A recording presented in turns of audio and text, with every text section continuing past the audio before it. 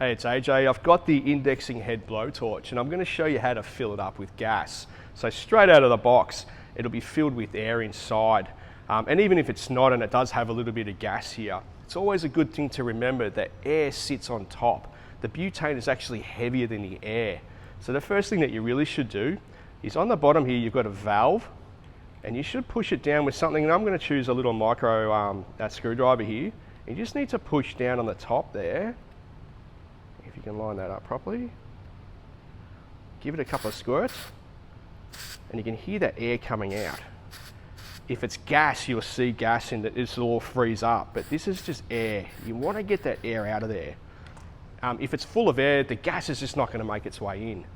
Okay. Another thing that you need to do is buy some butane gas, and they come in refill canisters. I got this from my local hardware store. Got a smaller one and a larger one. The larger one comes with these tips here, which we'll talk about. Now, straight out of the box, the tip of this is actually quite narrow. And what you want to do is get that tip around the valve. Now, we've got a close-up image of the valve and it looks like this. Okay, what the tip of this needs to do is go around that valve snug so the gas will go through. If it's too loose, you'll find that the gas will come out of the cylinder and just go everywhere. And if it's too tight, you might have selected one of these that are incorrect.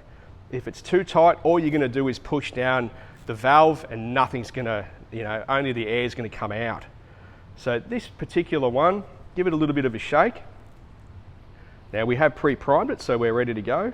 And it's just putting it over the valve, upside down. Just give it a couple of really quick squirts. Before we do that, I really want everyone, if you're going to use this, to cover your hands up, because you don't want butane gas going all over the place because it's cold and it can cause burns. So cover your hand up like that, give it a squirt, a couple of pumps.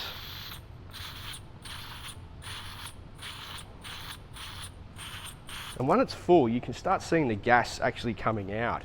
And that's enough to say that it's full. You can also feel that this is getting pretty low, so the gas has been transferred.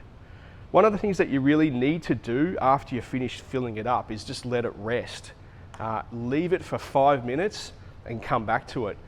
If you don't, there'll be gas all over the place and gas around you, and that could ignite when you actually test it. So give it 5 minutes and you should be right. We'll come back. Okay, so we're back again. We've let this rest for 5 minutes after we've filled it up. The reason for that, all the residual gas around me and around the tool have disappeared, so it's nice and safe to ignite it and test it. So to ignite this one, it's got a safety on that as well. So you need to move this to the side and just click it down. You can hear the gas coming out. Try it again, and we're away. So we're ready to start using it. Turn it off, just click it. So that's how you refill them.